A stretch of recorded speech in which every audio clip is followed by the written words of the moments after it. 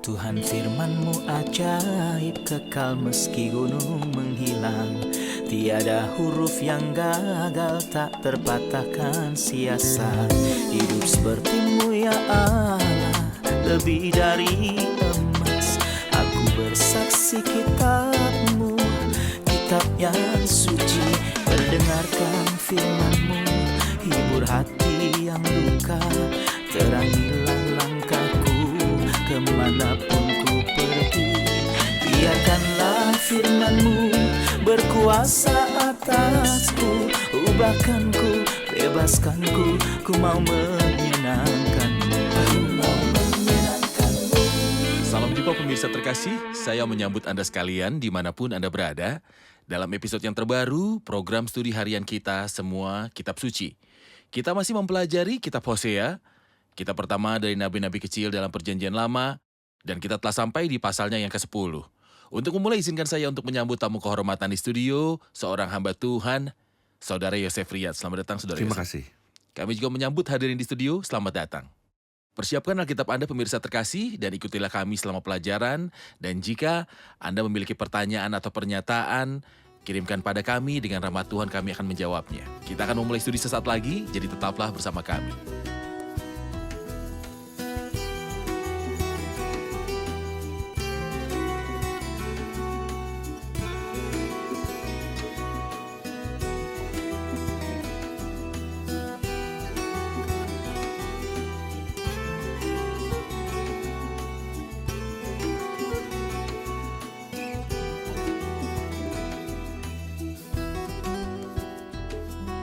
Berjumpa lagi Saudara Yosef. Terima kasih. Apa topik utama dari pasal 10?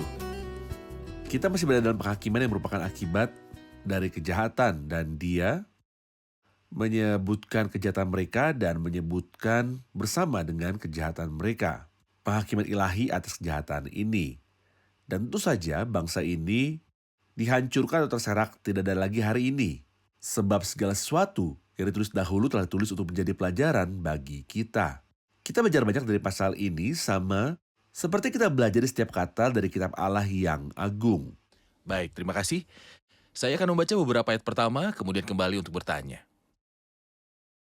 Israel adalah pohon anggur yang riap tumbuhnya, yang menghasilkan buah bagi dirinya sendiri. Makin banyak buahnya, makin banyak dibuatnya mesbah-mesbah. Makin baik tanahnya, makin baik dibuatnya tugu-tugu berhala. Hati mereka terbelah, sekarang mereka harus menanggung akibat kesalahannya. Dia akan menghancurkan mesbah-mesbah mereka, akan meruntuhkan tugu-tugu berhala mereka. Ia mulai dengan berkata dalam ayat pertama, Israel adalah pohon anggur yang riap tumbuhnya.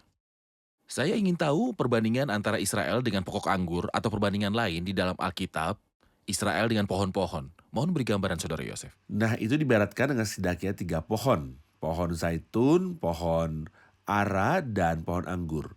Yang berarti pohon anggur, dan kita melihat ini dalam kitab Hakim-Hakim pasal yang ke-9, dan 9. kita melihatnya di banyak tempat lain dalam Alkitab. Tetapi mungkin salah satu gambaran paling jelas tentang Israel adalah pokok anggur. Misalnya dalam Yesaya pasal 5, aku hendak menyanyikan nyanyian tentang kekasihku, dan kekasihku tentang kebun anggurnya. Dalam Mazmur 80, telah kau ambil pohon anggur dari Mesir, itu adalah pohon anggur. Dan kita paham dari Hakim 9 bahwa anggur yang menyukakan hati Allah dan manusia. Ini dimaksudkan dengan ini, bahwa Israel seharusnya membawa sukacita ke hati Allah dengan menyembahnya dan membawa sukacita kepada bangsa-bangsa di dunia dengan bersaksi kepada mereka, tapi sayangnya mereka tidak menyembah ataupun bersaksi. Mereka tidak membawa apapun yang menghibur hati Allah atau menghibur orang siapa yang mereka senangkan. Ia menghasilkan buah bagi dirinya. Artinya mereka hanya peduli untuk menghibur diri mereka sendiri, sama seperti orang berdosa yang hidup untuk dirinya sendiri. Tuhan mereka ialah perut mereka.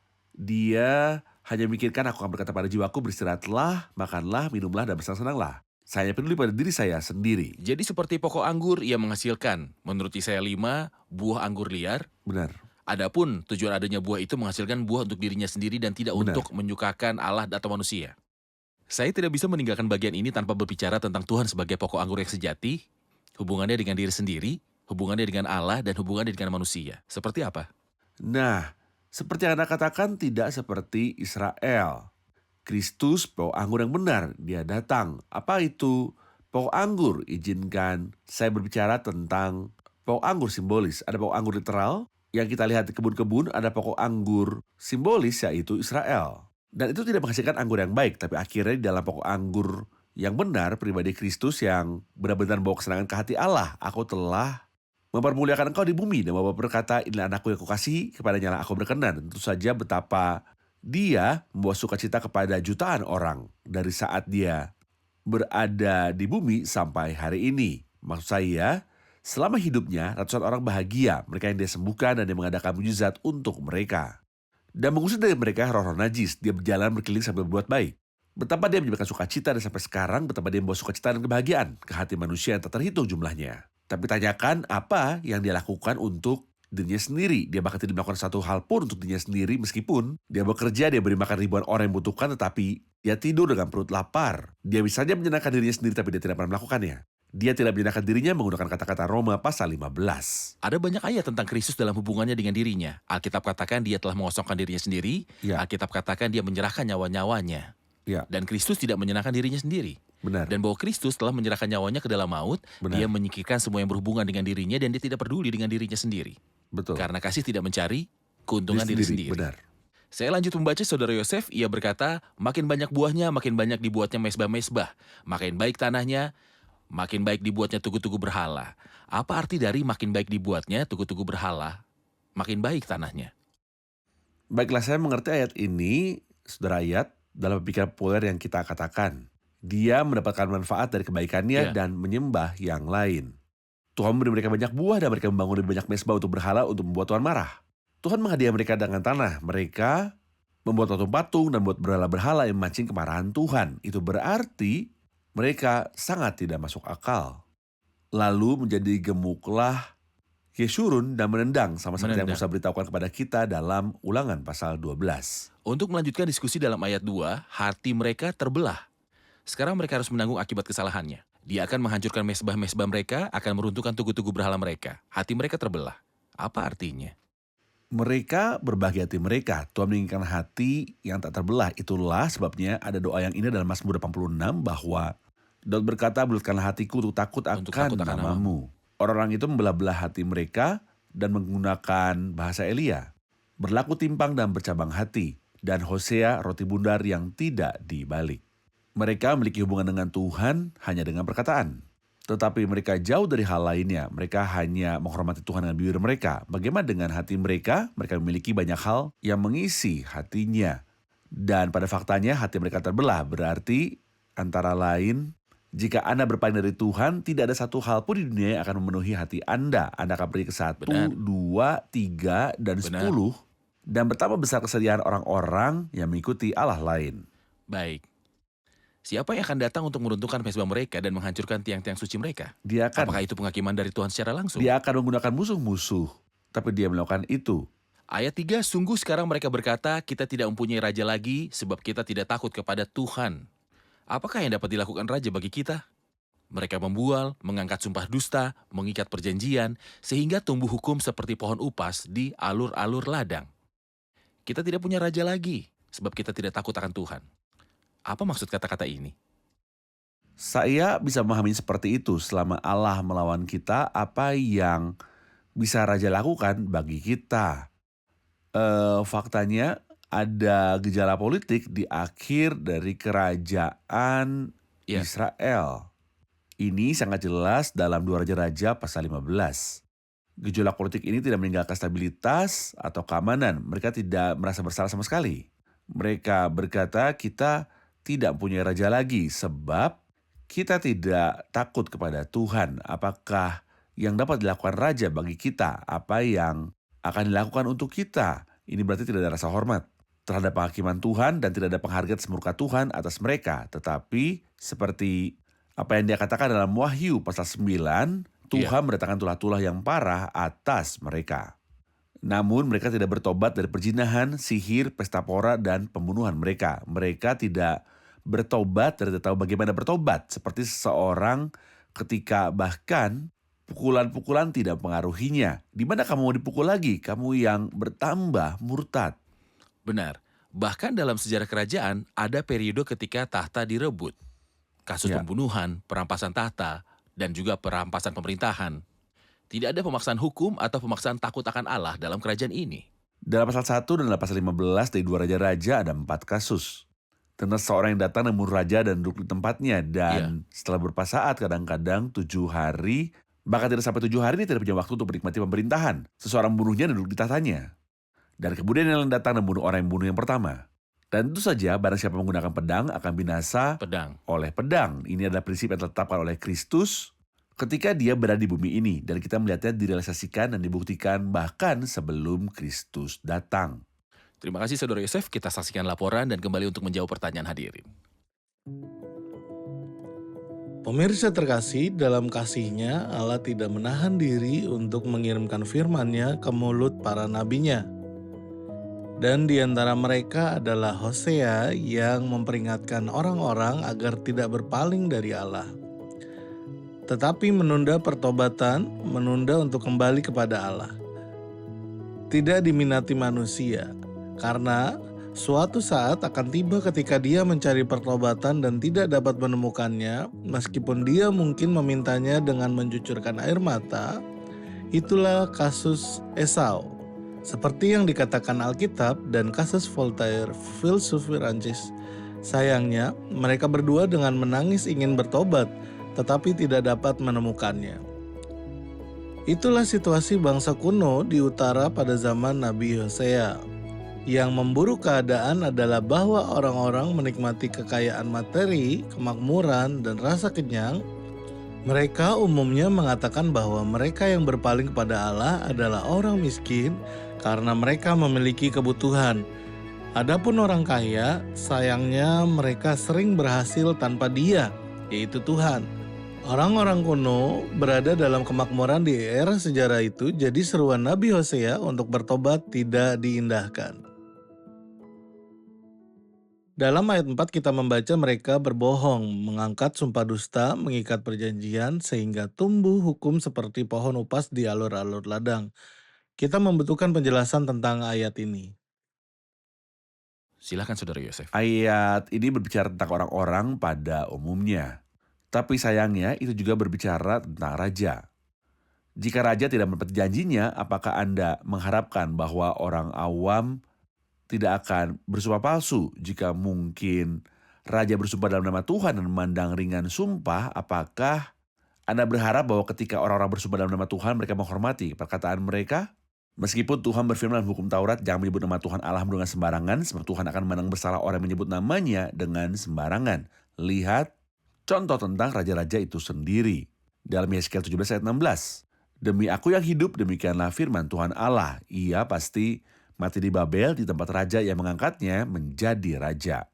Karena ia menaringkan kepada sumpah yang dimintakan raja itu daripadanya dan mengingkari perjanjian raja itu dengan dia. Artinya Raja Yehuda yang dia bicarakan bersumpah kepada Nebukadnezar bahwa dia akan menghormati perjanjian. Tetapi segera setelah Nebukadnezar pergi, dia menghubungi Raja Mesir untuk membuat sebuah ikatan janji dengan dia. Jadi mereka mengangkat sumpah dusta, mengikat perjanjian. Mereka mengikat perjanjian dan tidak menggenapinya. Akan seperti apa hasilnya? Sehingga tumbuh hukum seperti pohon upas di alur-alur ladang. Artinya akan ada kepahitan dalam makanan mereka, dalam penanaman mereka, dan dalam panen mereka. Meninggalkan Tuhan Allahmu adalah jahat dan pahit. Benar. Seperti pohon upas. Benar.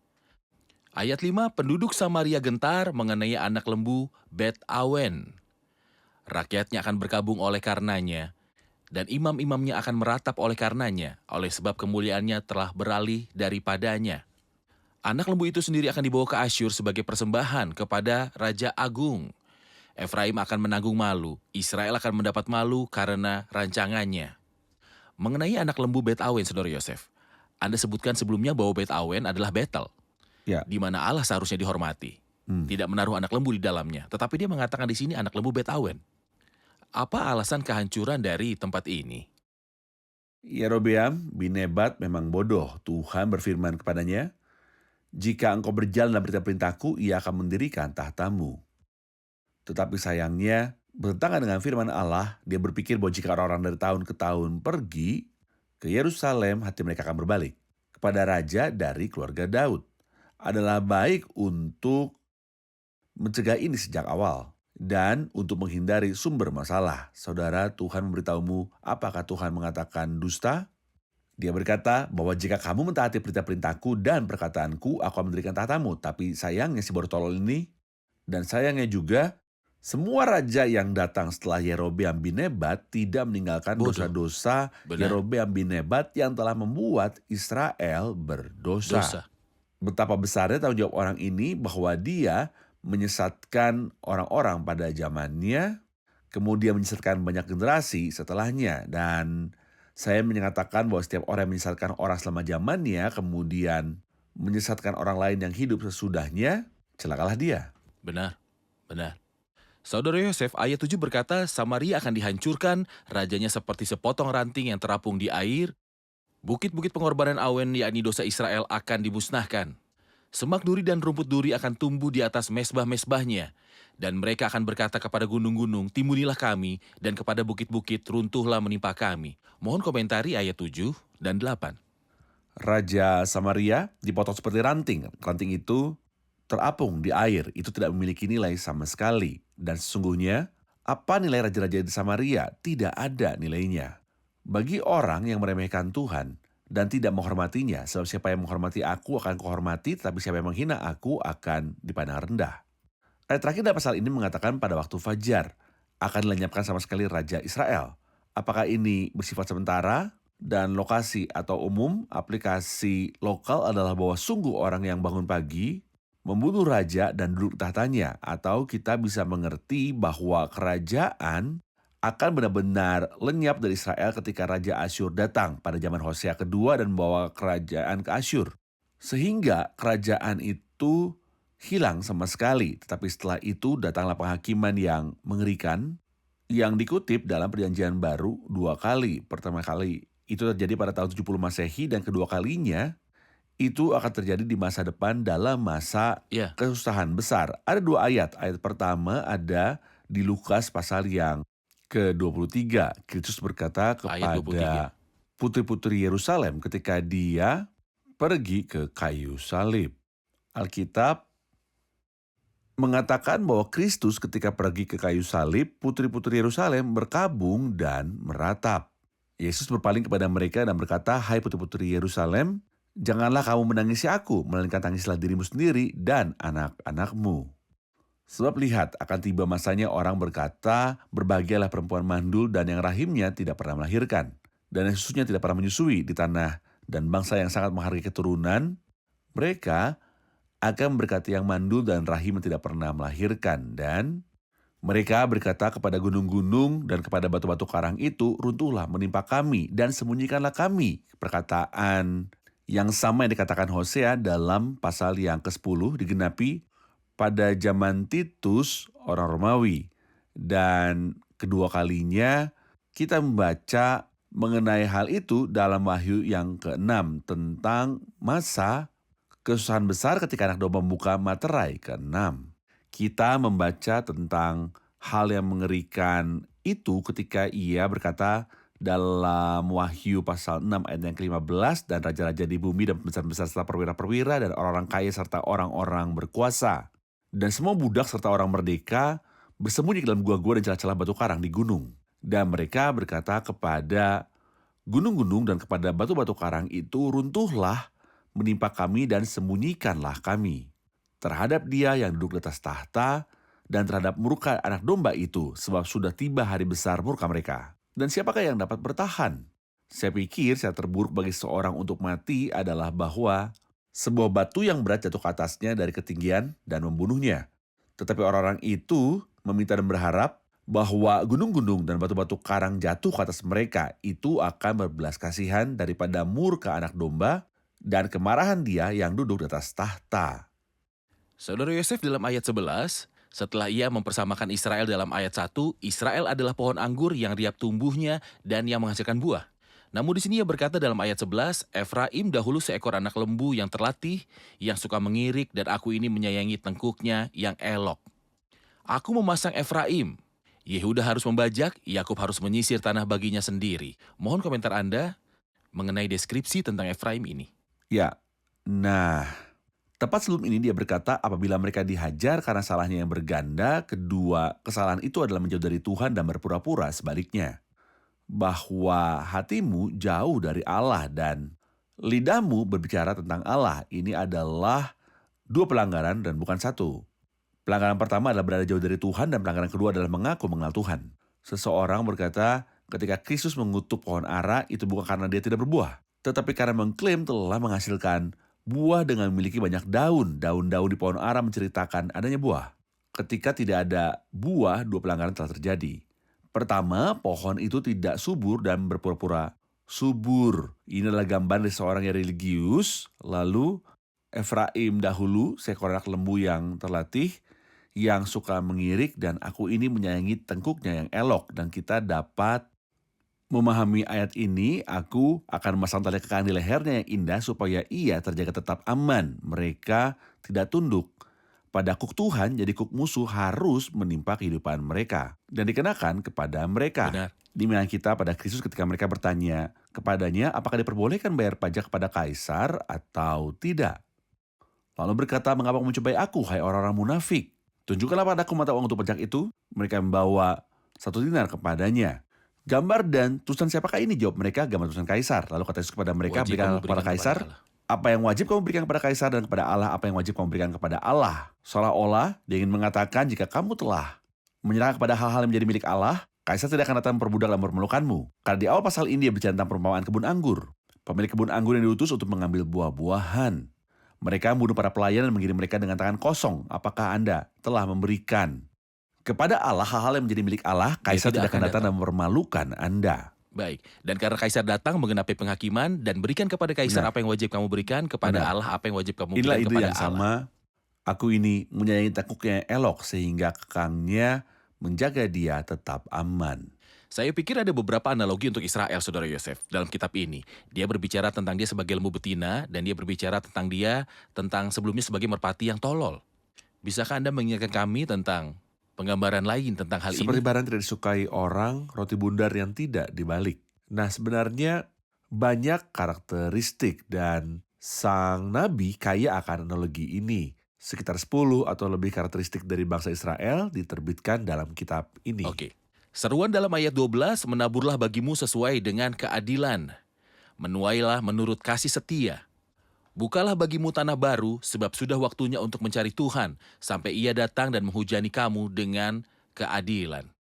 Mohon komentari seruan ini. Itu indah, setiap paragraf penting. Menaburlah bagimu sesuai dengan keadilan. Kamu menabur dan kamu akan menuai. Lalu taburlah sesuai dengan keadilan artinya berurusan dengan semua orang dengan jujur. Tetaplah jujur dalam urusan Anda, menabur sesuai dengan keadilan. Menuailah menurut kasih setia. Ketika Tuhan akan memberikan panen, dia tidak akan memberikan Anda sebanyak yang telah Anda taburkan. Tapi menurut kasih setia, itu berarti sesuai dengan kebaikan dan kemurahan hatinya. Maksud saya, Anda menabur 1.000 tanaman, Anda akan menuai 1.000 tanaman. Menuailah menurut Benar. kasih setia. Pertama, bajak tanah kosongmu. Anda akan lelah pada awalnya. Gemburkan tanahnya. Gemburkan tanahnya. Bersihkan dari duri dan dari batu sehingga menghasilkan buah yang baik. Sebab sudah waktunya untuk mencari Tuhan sampai ia datang dan menghujani kamu dengan keadilan. Atau dalam terjemahan lain, mengajarkanmu akan kebenaran. Terima kasih, kita akan menerima pertanyaan hadirin. Saya memiliki pertanyaan dalam ayat yang baru saja kita baca. Ketika ia berkata, menaburlah bagimu sesuai dengan keadilan.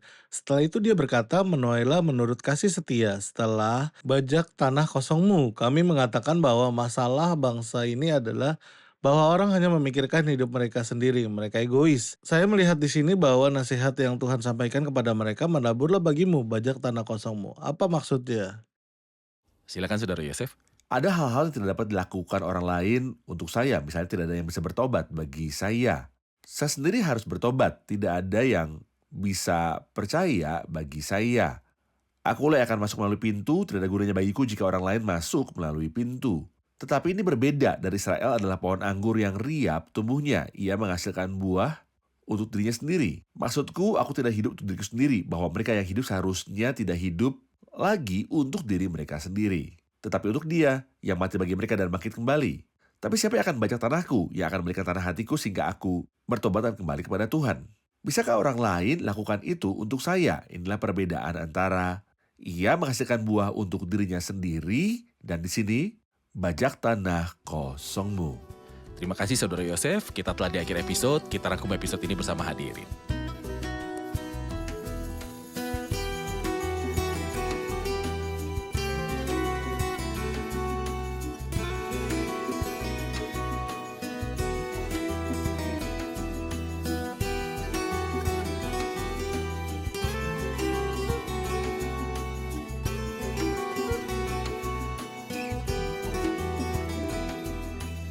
Halo semua. Kita berbicara di ayat 1 tentang Israel, tentang Efraim, kerajaan Israel sebagai pohon anggur yang menghasilkan buah bagi dirinya sendiri. Kami ingin komentar yang menggambarkan Israel sebagai pokok anggur. Apa yang bisa kita lihat di dalamnya? Kita tahu bahwa Israel memiliki 3 analogi, yaitu pohon zaitun, pohon ara, dan pohon anggur. Kita tahu dari Hakim-Hakim 9 bahwa pohon itu tidak menghasilkan buah yang baik. Itu adalah gambaran simbolis, itu tidak menghasilkan buah anggur karena awalnya dimaksudkan untuk menyukakan Allah dan orang-orang. Buah kita akan nyata bagi orang-orang, taburan harus yang baik. Dan itu menyukakan orang-orang dengan menjadi saksi bagi Allah, tetapi Israel membawa sukacita bagi diri sendiri. Oke, Saudara Yosef? Baiklah, Oke. Dalam ayat 11 ada analogi lain tentang Israel sebagai anak lembu yang terlatih. Apa yang dimaksud dengan anak lembu yang terlatih? Kita tahu bahwa Israel memiliki 2 kejahatan ketika dia menolak Tuhan dan pada saat yang sama mengaku mengenal Tuhan. Ayat 11 berkata, Efraim dulu seekor anak lembu yang terlatih, yang suka mengirik dan yang seolah-olah dia bersedia menggunakan kuk di lehernya. Karena mereka menolak kuk Tuhan, maka Tuhan mengenakan ke atas mereka sebuah kuk Kuk musuh-musuh. musuh-musuh. Baik. baiklah. Saya punya sebuah komentar akhir tentang ayat 12. Menaburlah bagimu sesuai dengan keadilan, menuailah menurut kasih setia. Seruan di sini adalah untuk menabur kebenaran dan menuai dalam belas kasihan. Apa yang bisa kita pelajari? Di sini dalam ayat ini menjelaskan bahwa aku akan menuai seperti aku menabur, jadi taburannya harus baik, sehingga panennya baik, sehingga ketika kita menabur kebenaran, kita akan menuai sesuatu yang baik. Bahwa kita akan nyata kepada orang-orang, dan dengan demikian kita memuliakan Kristus. Ya, Saudara dalam Yosef? belas kasihan berarti sesuai dengan kemurahan hati Tuhan. Dia tidak akan memberi kita apa yang pantas kita dapatkan, tetapi sesuai dengan kebaikan ilahi yang tak terbatas. Dan selalu panen lebih banyak daripada yang ditabur. tentu, Baik, terima kasih. Terima kasih Saudara Tuhan Yosef, berkati. Tuhan berkati. Pemirsa terkasih, kita telah belajar di episode hari ini bahwa Israel sebagai pokok anggur simbolis yang seharusnya membawa buah anggur yang menyenangkan Allah dan menyenangkan orang-orang, bangsa ini telah gagal total. Mereka tidak membawa buah yang menyenangkan Allah melalui ibadah yang murni dan hangat, dan juga gagal menghasilkan buah yang menyenangkan manusia. Itu tidak memberikan kesaksian tentang Allah, kesaksian yang baik di hadapan manusia. Tetapi itu menghasilkan buah tentang dirinya. Itu menghasilkan buah untuk dirinya sendiri, menghasilkan buah yang buruk. Jika Anda menerima Tuhan Yesus Kristus, Anda mendekat kepada Allah melalui ibadah yang menyenangkan hatinya, dan ketika Anda berurusan dengan manusia, Anda berurusan dengan cara yang menyenangkan mereka. Hanya jika Anda menerima Kristus dan menjadi cabang dalam pokok anggur ini, pokok anggur yang benar. Sampai jumpa di episode selanjutnya, kiranya Tuhan besertamu.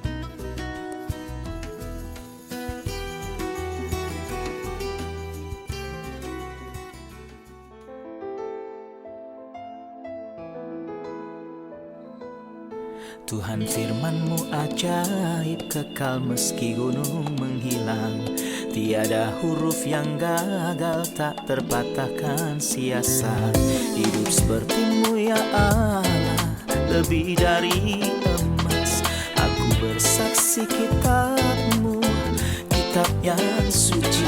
Mendengarkan firman-Mu, hibur hati yang duka. Terangilah langkahku kemanapun ku pergi. Biarkanlah firman-Mu berkuasa atasku. Ubahkanku, bebaskanku, ku mau menyenangkan-Mu. Tuhan firman-Mu ajaib, ubah dan bebaskan aku.